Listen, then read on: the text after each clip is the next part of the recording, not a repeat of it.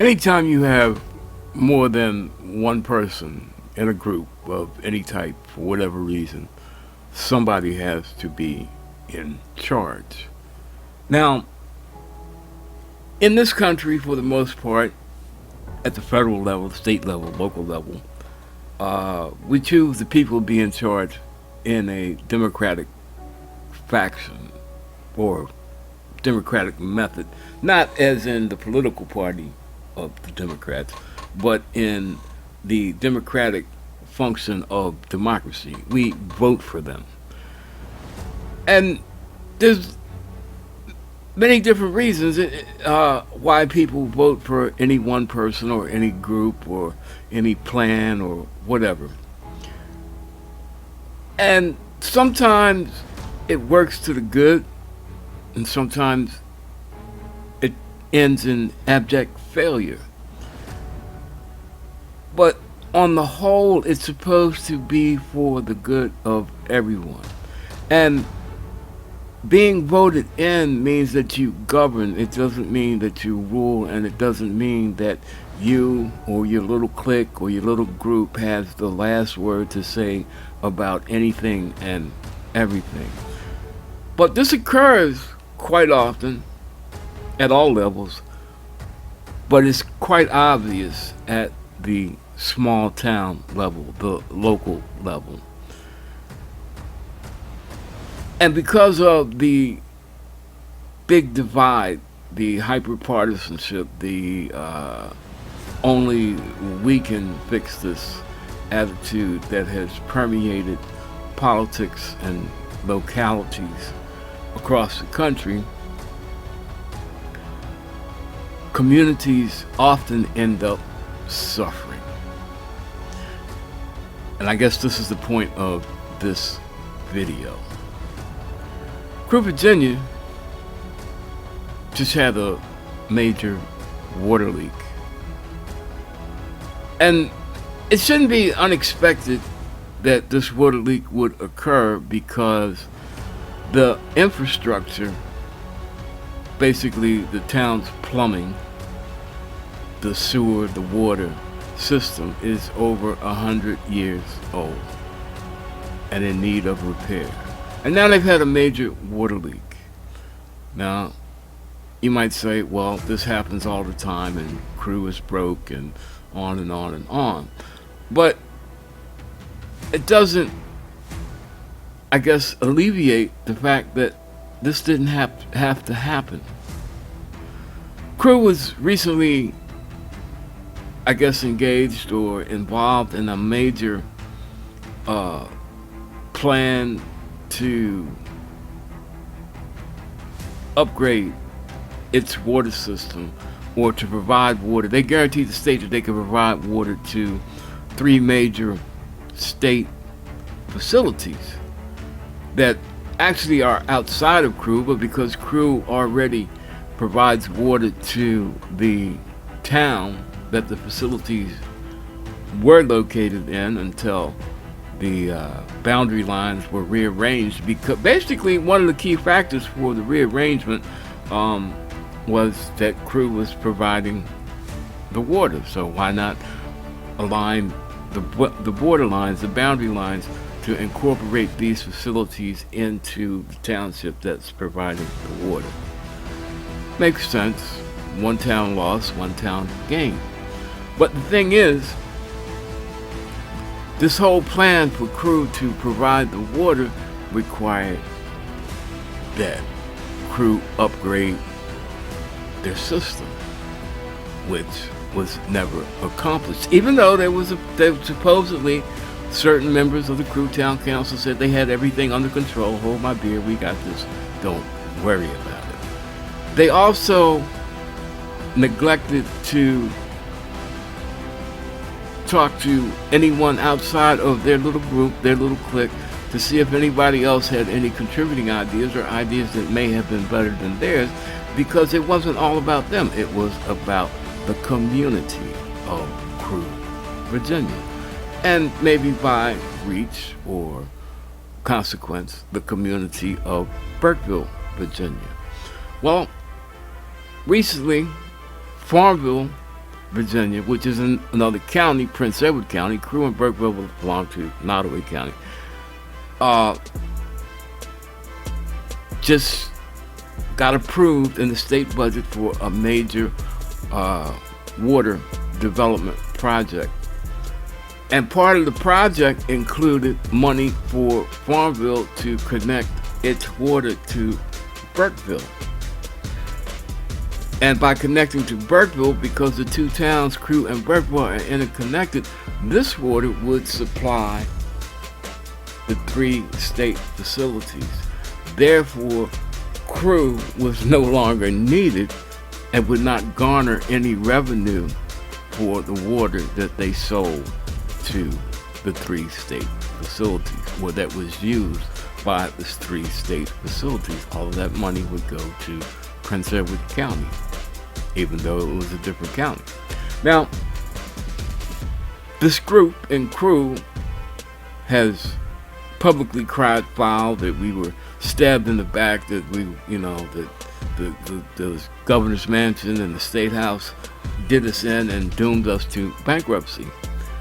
And this is my proposition, that perhaps maybe your own egotism, your own desire to, let's say, adhere to old standards of who can have an opinion and whose opinion matters, contributed to your abject failure, which will bankrupt the town that you claim to hold so dear. Not that it's not far from it now, and one of the reasons that it's not far from it now is because of the traditional great leadership that Crewe has had. Now, you really can't blame all of it on the people that pretend to run Crewe, because most of them are elected officials. But then the other officials are appointed by those people that are elected. And so the voters have to share part of the blame. But you can give the voters a pass, or maybe an excuse, or reduce their level of culpability, because they only voted for the people based on their likes and desires and the promises that were made by people they considered to be knowledgeable friends and people like them. I won't pretend to be intimate with the details of either plan, the Simmons or the Crewe Town Council.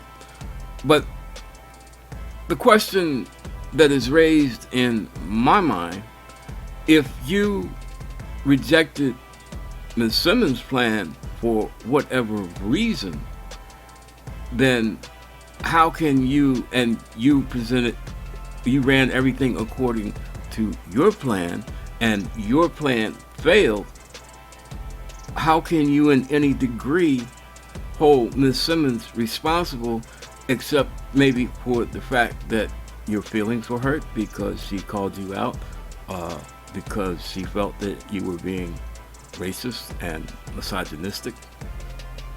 But, who am I? Basically, it boils down to a bunch of people, because they were who they were, decided that they were going to do something, and maybe they did do something, but they can't produce anything on paper. They can't produce anything but what they say. We had this, or we got this, and it didn't work, and we got stabbed in the back. So, in other words, you just flat out rejected a person that had a plan on paper, that had contacts, that had accreditation in the area that you wanted to succeed in, but you refused to even talk to that person or have conference with that person because of why.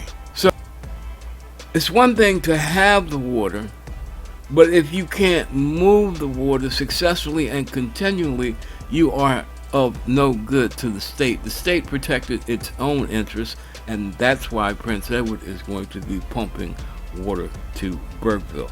And that's why the town of Crew is going to owe the state for repairing the leak that's there, because the state still needs water until the other project is finished. So they're going to put the upgrades in, but now it's not the state's responsibility to bail the town out. They're only doing it so that their facilities can continue to get water. The town, whatever the state, however they work it out, eventually they're going to owe the state. And how are they going to pay this? They're going to pay this perhaps by not being able to charge full price for the water, or giving free water to these three facilities until the cost of the labor, the parts that's required to fix this leak is alleviated. The state's not going to walk away empty-handed. That's not how the state of Virginia operates. Now, as far as the town of Crew, this single-minded, everything has to be our way and our way is the only way thing, it has already killed the town. The town is almost a ghost town. There's people there, but there's nothing there for the people. There's not even a supermarket, and now they don't have any water. Now, the single-minded, we got everything, hold my beer attitude, we the only people that matter attitude of the elected officials in Crew, Virginia. Not even all the elected officials, a certain group, a power clique in Crew, is going to cost the town, and it's going to cost the whole entire county. The school that's located in Crew is going to be closed because they have no water. Like I said before, the state's going to fix it because they have a prison facility, they have a sex offender facility, and they have a geriatric hospital, all owned and operated by the state, that have no water. That probably use 10 times the amount of water in a month than the two townships use in a year. It's lost income, it's lost revenue, and the impact on the community it's hard to gauge, because if there's the state, the county, they're going to have to compensate for the services that are going to be interrupted because of Crew's failure to be able to deliver water. Now, a lot of you say, well, look, hey, pipes break and it happens all around. But see, this is the thing. There were multiple options available for the town. Common sense should dictate that if you're going to pump that much water to those type facilities and the rest of the surrounding community on your service line, that your infrastructure has to be up to par. And to be quite honest, the only mention that I've publicly heard about infrastructure is from Ms. Simmons. Now, I'm just talking about me, but what I've read in the paper, maybe I missed something.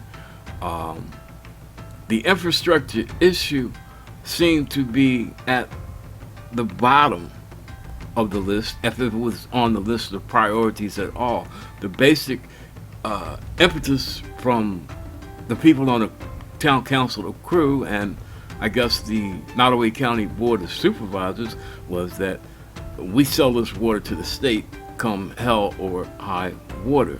But it's just like when a contractor makes the low bid to get the job, but they are not, I'd say, equipped to do the job.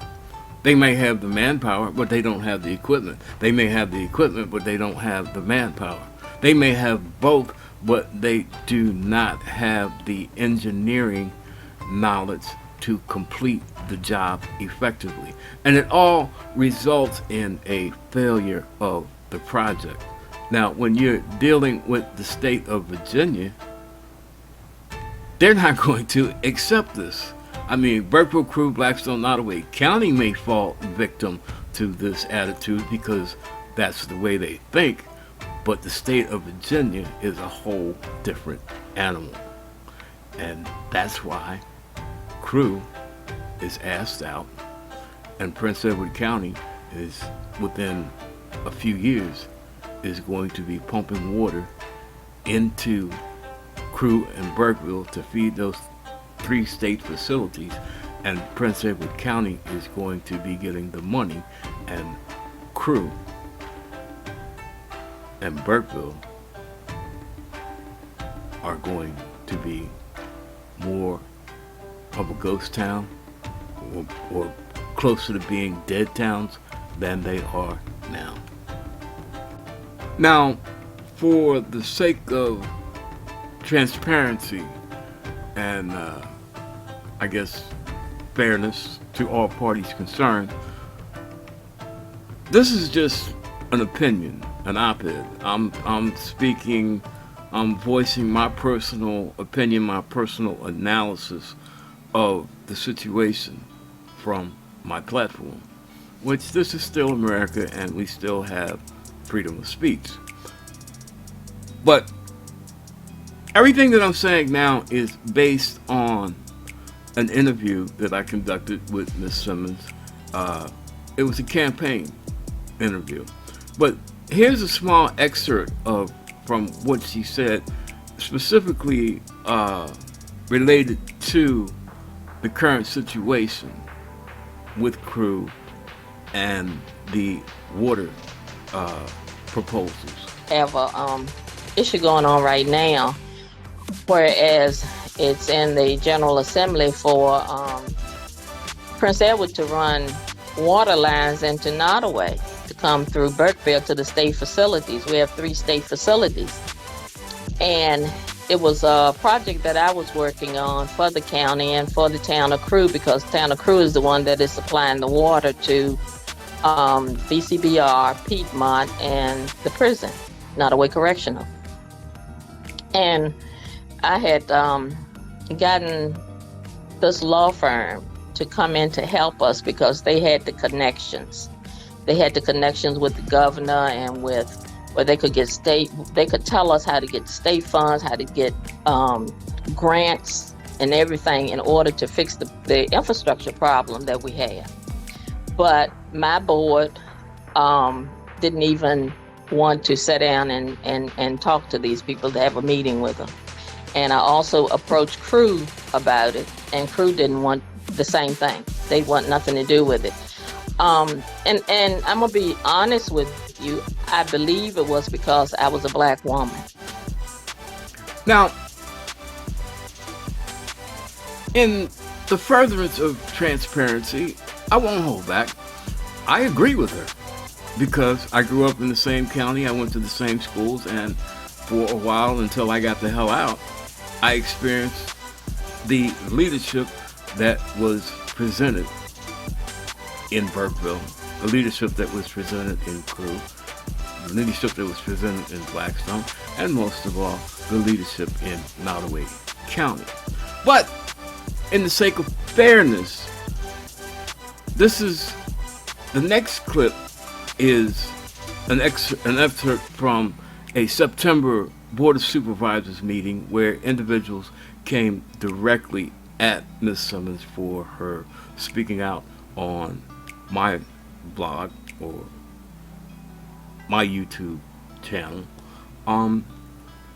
And I'll let you form your own opinion, because I still ask the same question. If you rejected her plan, which one of the people in this excerpt or in this film clip openly says we didn't want to have nothing to do with it because it wasn't good enough to satisfy our requirements. So if it wasn't good enough to satisfy our requirements, why is the person before you trying to implicate Ms. Simmons because she is the supervisor of that district as being the one that failed their constituents? It was your plan, you rejected her plan, and now that everything has failed, you want to hold her responsible for answering all the questions? I gotta, throw the flag and cry bullshit. But in all fairness, watch the excerpt and make up your own mind. The forum Tuesday night, many District 3 citizens have approached me and expressed concern, saying their representative has not been forthcoming with information on the potentially devastating matter to the citizens until they read or heard the news story. I asked for a response in order to calm the fears and act as damage control for everyone, as fears were generated by the unfortunate, misguided, less than factual front page news story in the Crew Burkeville Journal. The citizens and all leaders deserve a response for such critical situation that surely can be salvaged by actively engaging with all parties in the development of a positive strategy. We all certainly need to be aware that being potentially litigious with the state of Virginia is not a good position. Let's turn devastation by way of innovation to a plan that can result in transformation. And thank you all for your service. Okay. Well, Ms. Norton, does anybody have any questions for Ms. Norton? I think it was added to the agenda tonight, and I think there'll be some discussion about it and maybe some presentation. Okay. And that was where we amended the agenda under the unfinished business, item 3. Okay. Mr. Sean Davis. Good evening, ladies and gentlemen. Good evening. You guys are well tonight. Good. It's not very often that I actually have to put myself on the list and get to stand up and not react to something else that's going on. I thank you for letting me speak tonight. My name is Sean Davis. I am a citizen of Nottoway County, citizen of the town of Crew. And for complete transparency, I also currently sit on town council for the town of Crew. I could stand here and once again, the question just came up, and I could rehash all of the issues, the timeline, the action taken to date by the town, our partners in the county, our partners in Blackstone. But you guys have heard that quite often as it references the water issue with the state. I don't really need to do that. I think I'll leave the official communication, because I'm here personally tonight, I'll leave the official communication to those that the town council elects to come converse with you guys. Speaking of the Crew Burkeville Journal, in this week's edition, as well as in a social media post or a blog that appeared and hit everything last week, one of your members, and what can only be seen as a political grandstand maneuver, stepped out on a limb and leveled, if not allegations, innuendo, I think it was pretty clear, that the members of town council and Crew, along with the remainder of you guys on this council, this board, are somehow either racist or sexist or both. And that's unacceptable. The allegation was made without specificity or substance, and it calls into question not only my integrity, but the integrity of my fellow council members and the other 4 of you sitting on this body.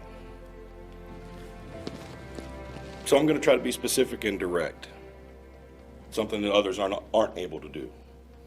I'm going to address a couple of things tonight. They all deal with Ms. Simmons. Ms. Simmons claims that she's been working on this water project for 8, 9 months, a year. That's admirable. Some of us have been working on it for 3 years. We've been in meetings and phone calls and conversations and more things than some of the others have been. But even if true, the solution that I have seen, or seems to be, is basically step 1, we're going to hire this law firm. $10,000 a month, taxpayers' money. Step 2, problem solve. The steps that are in between those two are what they will do, how they will do it. I deal with attorneys every day. It's what I do for a living. Usually when you contract with a law firm, there's a scope of work. There's a list of achievables, objectives, goals, things that they're going to do for $10,000 a month. The contract that Ms. Simmons put in my hand had none of that. And I told her that at that moment. But I still went back to my counsel because that's what I was asked to do. And I relayed to them the information that Ms. Simmons gave me and to the person with no specifics, no scope of work, was we already have attorneys, we already have a law firm, we're not quite sure what this is. And the answer was no, we're not interested. The film clips or the video clips, whatever you want to call them, speak for themselves. You can make your own opinion. I can't change the words, and I can't change I may be able to change your mind, but I can't make you think what you think. You got to think that for yourself. The only thing I can say is what I've said before. Certain people of certain political affiliations, certain political labels, certain political platforms always seem to call out, when they fail, they call out a couple of things. One, the first thing was that media, the news, was incorrect and false. And the amazing thing is that these local papers and these local politicians usually go hand in hand, but in this case, they didn't agree. So all of a sudden, it's fake news. Sound familiar? And the second thing is the thing I've been saying all along. How can you call out Ms. Simmons? How can you blame Ms. Simmons when publicly you admit that you rejected her proposals? You had your reasons, whether they were right, wrong, indifferent, true, or false. We don't know at this point. But you had your reasons, and you admit that you rejected her reasons. So why is she responsible for answering to the constituents for something that she didn't even propose? With that, I'm going to leave you with that thought. And as always, to everybody, whether you like me or not, God bless and peace out from Uncle Ricky at Uncle Ricky's house.